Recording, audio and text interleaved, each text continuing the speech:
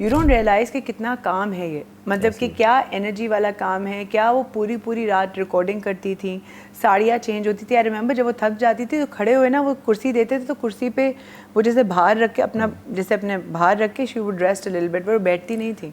She was in the 10 most critical patients in America. तो हम लोग शिफ्ट्स लेते थे, हम नानू को अकेला नहीं छोड़ते थे, तो मैं अपना छोटा सा ब्यूटी बॉक्स ले जाती थी। अच्छा। तो नानू कहती थी अच्छा तुम क्या लेके आई हो, मैंने कहा ये आई शैडो है नानू, ये अच्छा अपने आप पे लगाओ, पहले एक आंख पे लगाओ अरे अब इसको उतारो, अब तुम दूसरी आंख पे लगाओ।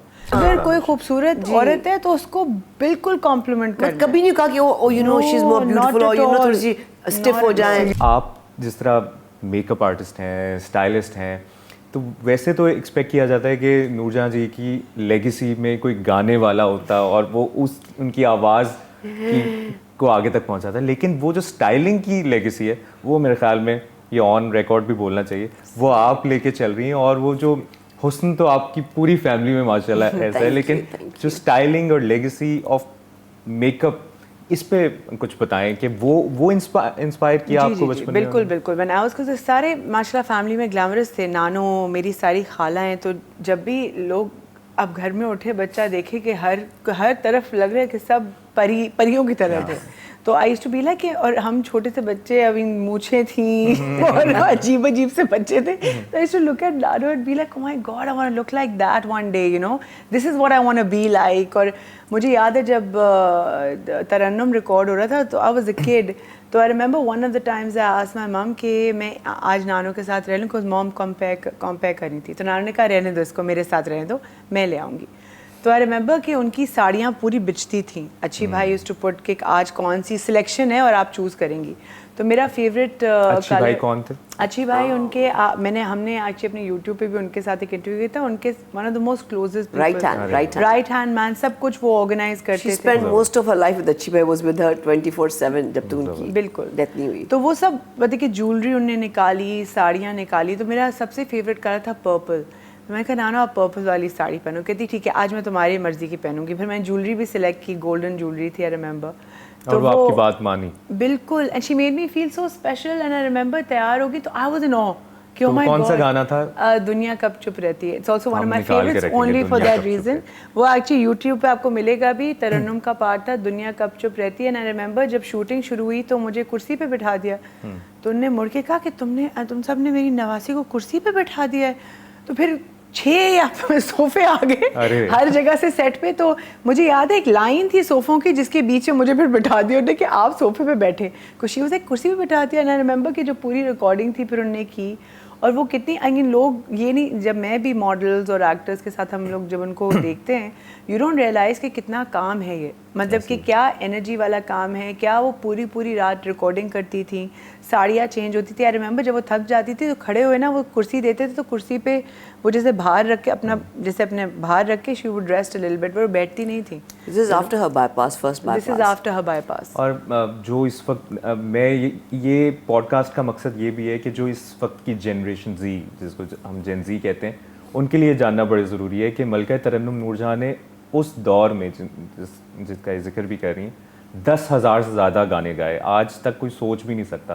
पहली फीमेल डायरेक्टर थी, एक्टिंग की, सिंगिंग की, और क्या क्या नहीं किया। और इसीलिए वो जनरेशन्स जो हैं उनको याद करती हैं। इन्होंने तरन्नुम प्रोग्राम का जिक्र किया, और मैं इस पे मैं क्यों इतना क्लोज़ मलका तरन्नुम नूरजहां का, बचपन से मैंने अपने वालिद को मलका तरन्नुम नूरजहां की बहुत, वो कहते हैं ना, एक तो फ़ैन होते हैं, एक चाहने वाला, और बहुत दिल के करीब वो समझते थे मलका तरन्नुम नूरजहां को। तरन्नुम प्रोग्राम की कैसेट मुझे अभी भी याद है, उसमें फिर मेरे वालिद की गज़ल भी पढ़ी मैडम ने, और तेरी सांसों को सबा कहते हैं, तो उसमें आप होस्ट करती थी, कंपेयरिंग कर रही थी। मैंने कंपेयर किया और वो वाली मुझे अभी भी लाइन याद है जो आप कहती हैं कि मैडम को डॉक्टर खालिद की ये गज़ल इस कदर पसंद है कि उनसे ख़ास तौर पर फरमाइश करके उनसे ये गज़ल मंगवाई। तो वो हमारी, आपके लिए वो शायद 2 लाइंस थी, हमारे लिए वो, मैं कहता हूँ कि एक विरसा बन गए, कि ये एक आइडेंटिटी है, और वो आज तक हमारे दिलों में ज़िंदा है। उस होस्टिंग वाले एक्सपीरियंस को कैसे याद करती हैं? सिर्फ आप ही ने क्यों होस्टिंग की, बाकी क्यों नहीं इस तरफ आए, या आपका ही दिल था या मैडम चाहती थी कि आप आए? No, actually it was just I would say an accident because ये डिस्कशन चल रही थी. अम्मी ने एक तरन्नुम पहले रिकॉर्ड किया था. अगेन अच्छी भाई का बहुत बड़ा हाथ है. उन्होंने अम्मी को बोला कि मैडम दुनिया आपको देखना चाहती है और आप टीवी पे आएँ. उस ज़माने में there was no social media, तो बहुत कम अम्मी का टीवी में कोई प्रोग्राम थे. कोई वॉर, एक ज़ेबा आंटी के साथ कोई प्रोग्राम था, 2-4 प्रोग्राम थे. तो उन्होंने इंसिस्ट किया कि दुनिया देखना चाहती है मैडम, आप आएँ. तो she had done Tarannum 1 before, I think 10 years before. और जब दूसरा शुरू होने लगा तो आई थिंक थोड़े मेरे बच्चे भी बड़े हो गए थे.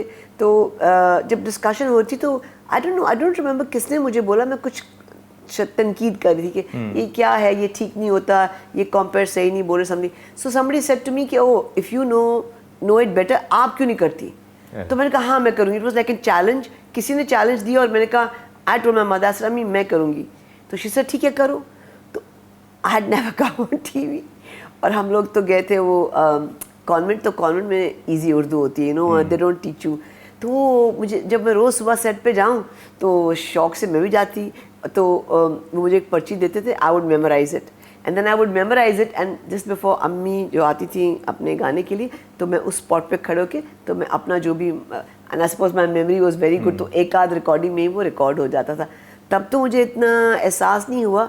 But what a brilliant memory I have with my mother. I think for life वो चीज़ जो है मेरे साथ है कि मैंने अपनी मदर के साथ I did something. Again I didn't realise it at that time, which is key significance. Now that she's gone, it's a legacy for me and for my children, my grandchildren. So I think I'm very lucky. तो नताशा आपको आखिरी कोई memory, कोई ऐसी याद, कोई advice, जैसा styling का हम बात करें, कोई ऐसी बात कि नहीं ऐसे नहीं ऐसे करते हैं, ये लिपस्टिक ऐसे नहीं लगाते, या I actually bonded with her a lot. I'll tell you कि जब एंड में क्या हुआ, जब नानो बीमार हो गई, उससे पहले नानो काम बहुत करती थी. तो हमारा इस तरह इतना like we would see her but not see her so often. Actually in many ways my Huma ji जो ज़िले हुमा थी, शी वॉज लाइक आर नानी. वो बिहेवियर भी उनका, वो मदर थी और हमारी नानी की तरह भी थी. पर नानो के साथ हमने वक्त तब गुजारा जब वो बीमार होना शुरू हो गई, क्योंकि घर पे रहती थी और जैसे कराची आ गई last 4 years or so. And then even when she was in Cleveland Clinic, so I remember even when she was in the 10 most critical patients in America, तो हम लोग शिफ्ट्स लेते थे, हम नानो को अकेला नहीं छोड़ते थे. तो मैं अपना छोटा सा ब्यूटी बॉक्स ले जाती थी. अच्छा. तो नानो कहती थी अच्छा तुम क्या लेके आई हो? मैंने कहा ये आई शैडो है नानो, ये अच्छा अपने आप पे लगाओ, पहले एक आंख पे लगाओ.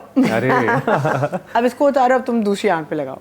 फिर एक और चीज़ कहती थी, जो भी चीज़ पसंद आती थी ना, लिपस्टिक तो पूछती थी तुमने ये लगाई? मैंने कहा हाँ. कहती अब उतारो और मेरे सामने लगाओ. शी वांटेड प्रूफ कि यही वाली. This was a typical habit.